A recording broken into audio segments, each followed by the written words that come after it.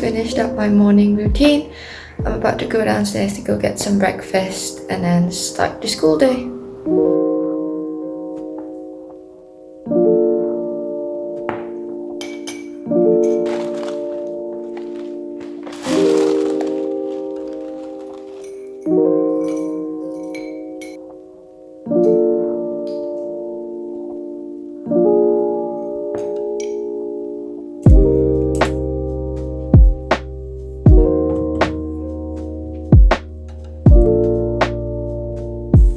Hi everyone, I'm Myra. I'm a IBDP Year 1 May 23 student. I just started my IB just about a month ago, and I'm so glad you're going to come along with me today to see what a day in my life is like being a new IB student. So I'm a Malaysian, currently still in the southern part of Peninsular Malaysia, though my school is in Japan. That's because my family and I are tentatively supposed to move there once COVID all calms down. So I am 100% online schooling right now. So if you too are in somewhat of a similar circumstance, I hope this gives you a better reflection on what starting the IB online and studying the IB online is like. And for context, my previous school was an IGCSE school as well. I did not come from an IB World School since primary school and middle school. So if you're of an IGCSE background as well, keep watching. As you saw, I usually start off my days with my normal regular morning routine. I open my curtains in my room. Then I start to go downstairs and have some breakfast. Today I just had some overnight oats that I made the night before. It's really simple. We just put some quick instant rolled oats or old-fashioned rolled oats with some peanut butter and any seed addition that you like. I like to put chia seeds and whatever type of dairy or non-dairy milk that you like, and just leave it in the fridge. I added some blueberries as well just to get some fruit and some sweetness, and it's so quick, and it's something that I like to do most days because my school starts at 7:30 in the morning. It is currently 7:13, so we're about to start our first class. So while we're waiting for my first lesson, my chemistry HL lesson to begin, I just thought I want to show you what my laptop home screen looks like right now due to the online schooling circumstance and what I like to have at the ready. So I usually have YouTube as a shortcut. I use YouTube as a learning resource quite a lot because I like learning from videos. I have my own personal Gmail, my Google Classroom, Google Sheets with all of the Zoom links to my lessons because my school uses Zoom for online schooling. IB Resources, which is an incredible resource for all of your past paper needs, and it has pages full of other resource recommendations based on what current senior and graduate IB students think were most useful during their IB journey, so a really helpful resource. I have ManageBack, which is what my school uses to grade us with, my Google Drive, which has proven to be very, very useful because now everything I do is on Google Docs or Google Slides or Google Sheets, and I can share everything with my teachers, so that's something that's pretty important now. And of course my school email. And on top here I have a whole bunch of folders to shortcuts of websites that I like to use for each of my subjects, so that I just have them at the ready and that I don't have a gajillion tabs open all the time.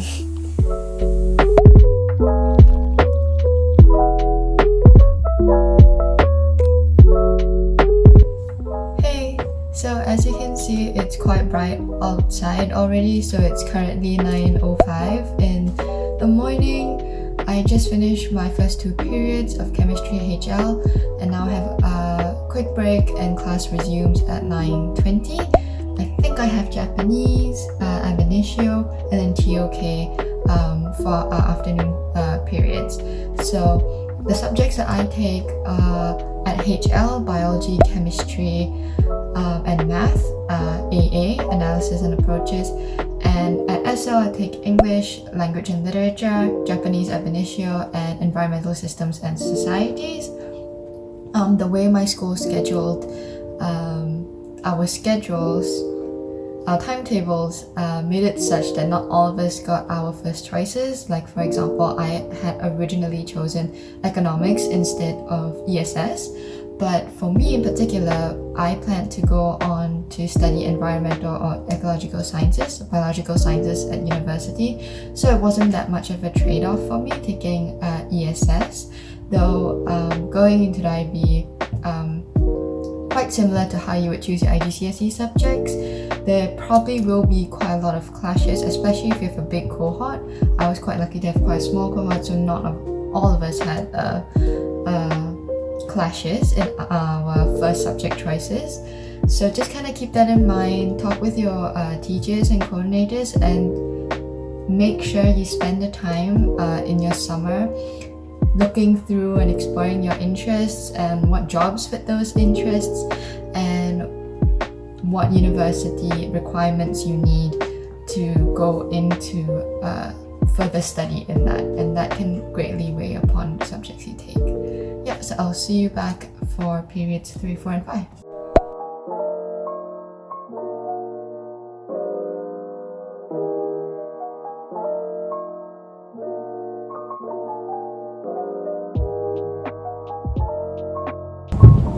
Hey, so now I'm about to get ready for a TOK discussion on the ethics of Afghanistan. It's been really interesting.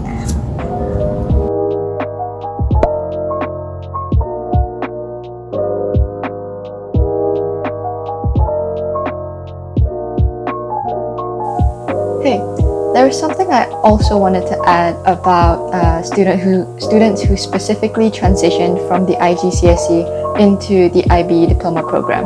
So you may veer to the tendency of thinking that you may be in a position of disadvantage because you haven't been in the IB curriculum since primary school or middle school. I thought that as well. Now, having started my course, I can tell you that you're not really at a particular disadvantage at all. Don't feel particularly locked away from the option of doing the IB just because you were seemingly en route to an A-levels or AP or SAT or whatever else you were planning.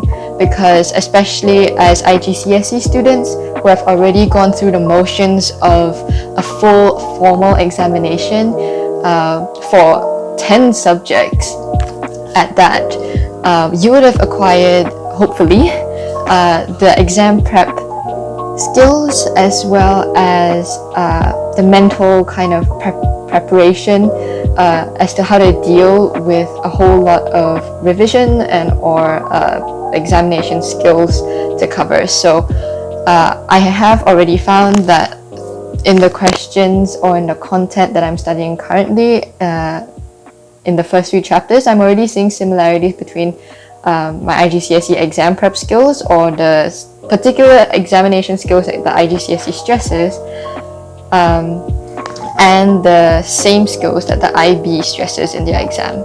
So you're not going to be at a disadvantage at all. If anything, you might have an edge because you have mentally prepared for a major examination before and you know that it's just another day at the office. In addition to that, I would just like to tell you that after getting to know my new classmates who have been in an IB World School since they were really young, that the IB, even since their primary or middle years program, they have this emphasis around self-development outside of the academics. So they have things called like personal projects or personal project exhibitions, if I'm not wrong, in their middle year and primary year programs. And when you go into the DP, then those skills that you have done in the PYP or MYP programs will be transferred into your CAS. So I would say that those skills in particular are something that might be missing if you just did IGCSE like I did, because there's little to no emphasis on how your own personal development outside the academics affects your final IGCSE grade. Actually, none at all, because it's fully academic examinations. So if you do have the time, go out and look at the IB learner profiles, go find out how the documentation of CAS proposals, confirmation letters, and collection of evidence and things like that, how all of those go, because that hit me quite hard when I first started my course, not knowing or not really having the skills on how to plan a personal project that is non-academic based. It is now lunchtime. It is 11:30 a.m. for me, so I eat a slightly earlier lunch because it is 12:30 Japan time now. So I get 45 minutes to get some fuel in, take a breather, and then usually I come back for the last 10 minutes just to organize before my last lesson, which today will be biology HR. See you then.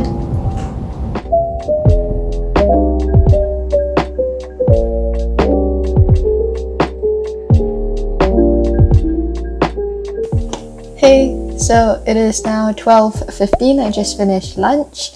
Lunch is usually just normal dishes with rice for my family and I, so it was delicious nonetheless. So now it's about 12:15. My next class is biology HL, and that's going to take up periods 6 and 7 for the rest of my day, the rest of my school day. So I have about 5 more minutes until it begins, so I'm just gonna brush up some of my CAS proposals that I have yet to complete, and then finish biology, and that's the end of the school day for today.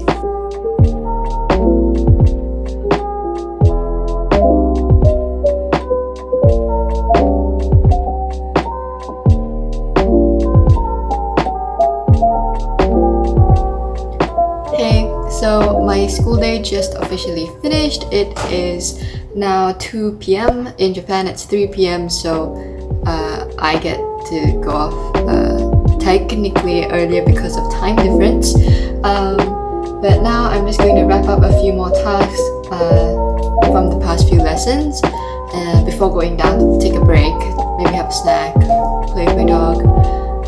Then I'll get back to doing some assignments that I have done and some practice questions that I would like to revise. Hey, it is now, what time is it? It is now 6:05 thereabouts, and I'm about to go for a quick jog around the place that I live with my brother just to get some fresh air, get the blood flowing, and then come back for dinner.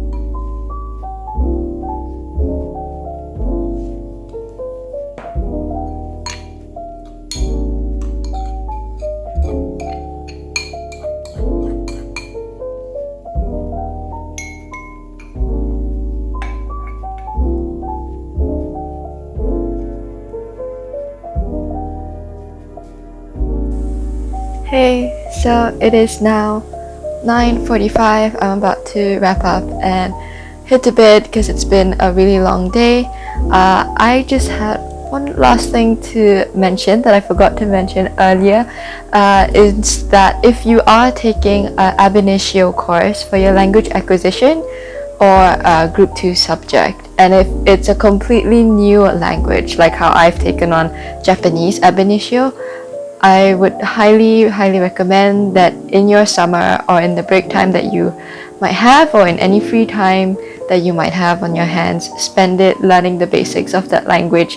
It's going to help you so much coming into your first term or semester of your IBDP ab initio course. It's definitely something worthwhile, so that you get a bit of a head start and it doesn't seem as daunting when you start to immerse yourself in a whole other culture and language. So, good night. Thank you.